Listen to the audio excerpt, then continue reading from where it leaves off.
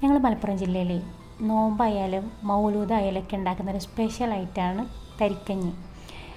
തരിക്കഞ്ഞി ഇല്ലാതെ എന്ത് നോമ്പ് തുറാന്ന് പറയും നമ്മളെ പണ്ടുള്ള ആൾക്കാരൊക്കെ.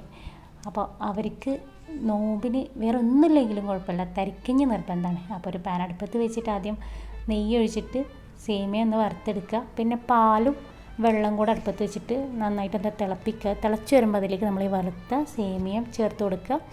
പിന്നെ വറുത്ത റവയും ചേർത്ത് കൊടുക്കുക.